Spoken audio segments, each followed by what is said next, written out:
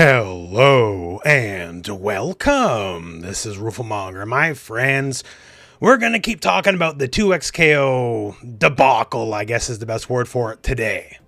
And from a couple of aspects, both what is and is not going on from what we can infer, and also the community impact. You know, the C in the FGC is community, and there is no fighting game team with more members from the community than 2xKO, and thus the layoffs hurt a lot more.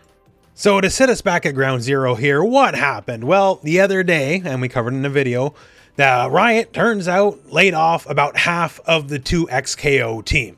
There's a big post about it, and while we're not given specific reasons, effectively, the metrics of 2xKO, whatever the numbers may be, we don't know if it's players, if it's sales, or whatever it may be, but whatever Riot's numbers may be, is not up to their standards. And thus, the game will move forward, but with a smaller team. So they laid off about 80 people. But that said, 80 people is a lot of people to lay off. Like, that's not nothing, but if they laid off about half the team, that still means about 80-ish people remain. So this is not some sort of skeleton crew. I know, and very fairly, there's a lot of doom and gloom going on around this. But an 80-person team is a lot bigger than a lot of active fighting games have currently. Regardless, though, the messaging, no matter how you swing it, it's bad. It's not good. And people are, voicing their opinions. Now, of course, like anything, and especially in the FGC, there's like wild histrionics and all that. And, people are joking around too. Like, I'm not going to lie, this got a pretty good laugh out of me. But basically, I just want to go over some of the points that I've seen brought up in various points of the community in this video. Because there's an old saying that perception is reality, and the perception, especially on the more mainstream, is apocalyptic, to be frank. Some are perhaps very fairly very critical of Riot themselves. Keeping in mind this big 2xKO layoff happened effectively right after the game quote-unquote released. Like early access on PC for a hot minute, but like when it's out on console, it's actually out, right? And it's out on console for like a cup of coffee, and then whoops, we're cutting the team in half. And in Riot's own exact terms, the game has resonated with the passionate core audience, but overall momentum hasn't reached the level needed to support a team of this size long term. So again, it's something about the numbers, something about the money, but the crazy thing is, by fighting game standards, this has to be doing pretty okay. Maybe we do not have access to Riot's metrics, right? But we do have access to Sony's metrics. Sony PlayStation, sort of a big deal, right? And when it comes to free-to-play games for January 2026, 2xKO is doing better than everything that's not Roblox or Fortnite. Like, it's beating Marvel Rivals. When does a fighting game beat a shooter? But hey, here we are. I can only be left with the impression that they got good fighting game numbers, and that's not what they want. But like, what on earth would they expect, right? Like, is 2xKO going to pull Valorant or League of Legends numbers? No. Is Street Fighter 6, the current top dog, pulling Valorant or League of Legends numbers? No. Like, fighting games just don't do that unless it was like the 90s. In, the early to mid 90s, fighting games were the #1 genre in the world. If you weren't alive yet, it was a pretty cool time, actually. But yeah, this ain't those days no more. Like, we're doing better than we've done since the 90s, but like, we just can't pull those numbers. And if they started this game with the expectation this game was going to pull League of Legends or Valorant numbers, I don't know what they're smoking. Like, to be real, like, it was never ever gonna work out that way. So apparently the console release good enough to beat Marvel Rivals, but not good enough for Riot, unfortunately, and thus the cuts. Like, I don't know if it's exactly the player base or it's exactly the microtransaction sales on the skins, or it's a combination of the two, but it was something no matter how it worked out. The way it's sort of shaken out to me, at least, from my only personal opinion, is Riot had unreasonable expectations for the game. Again, as we mentioned, they're not pulling the plug. There's still 80 people on the team. They said there's going to be a big announcement next week about, the future of the game. So we'll see what happens there. But yeah, just odd. And of course, very fairly, I see some fingers being pointed at just like the development process, which was certainly over long. And also which audiences that Riot was or was not targeting. I saw a lot of fingers being pointed specifically at Arcane fans. Arcane was a very, very big deal, very fairly, right? And a very large chunk of the roster are the various Arcane characters. Now, do I personally think that had anything to do with it? No, not really, especially not in a fighting game. In a fighting game, you kind of want to put your popular characters forward. Trust me when I say it's an experiment that we've been through. Like, Street Fighter 3 has a much better reputation these days, but back in the day, the game was despised. Why? Because where the hell are the Street Fighter characters? We don't want these new people.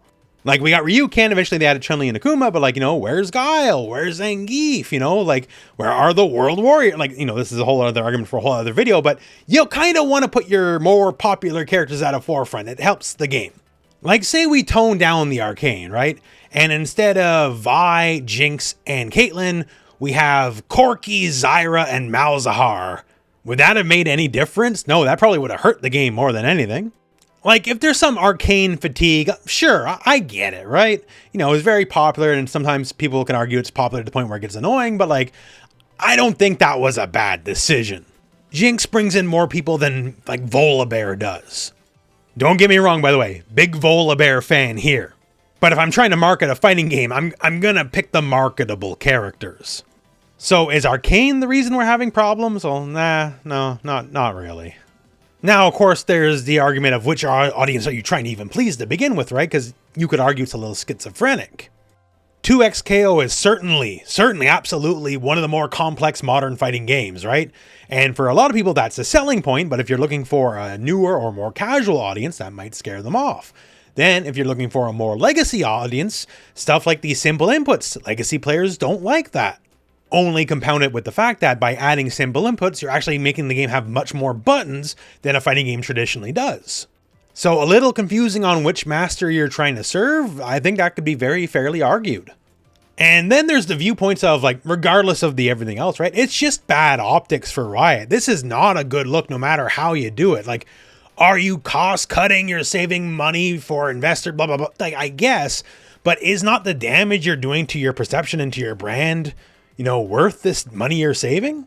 Is letting go so many core people from your project that important? Like, it does not inspire confidence in your potential audience and customer base to let go the lead champion designer or the people who made some of the more iconic characters in the game. Like, at bare minimum, like, I got no business to agree, but like, if you gotta cut costs, wait till season 1 is over at least.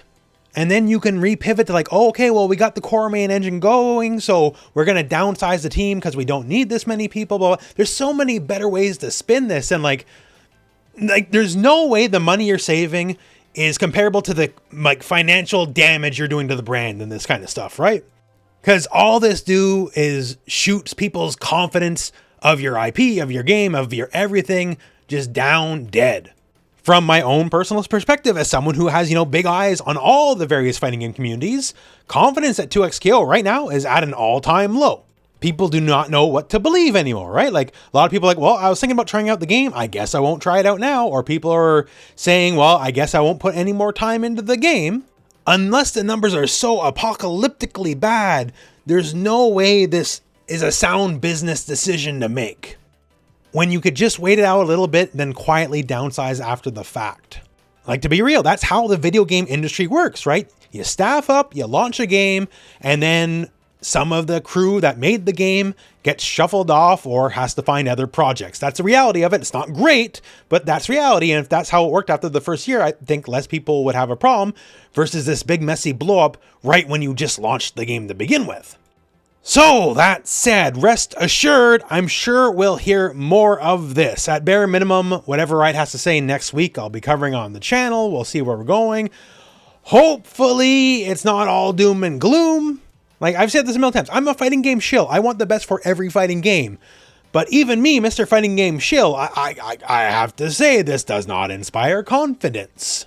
So when we know more, I guess we'll talk about it more. And for now, we'll wait on that additional info. At bare minimum, once again here, it's not a skeleton crew or anything like that. There's still like 80-ish people working on the game, which is bigger than most fighting games to begin with. They're not shutting down the servers. They're not taking away your characters. There's still new content coming. They're not stopping the esports. Like, it's not like the game has stopped, right? But, I don't know. You could have picked any better way to do this, is what I'm saying. But When we know more, we'll talk about it. But till then, that's my thoughts on the video. I'm sure you have thoughts, so please post in the comments below. And otherwise, well, that is it for the video. So thank you very much for watching. Hope this video has found you well, and go out and play some fighting games.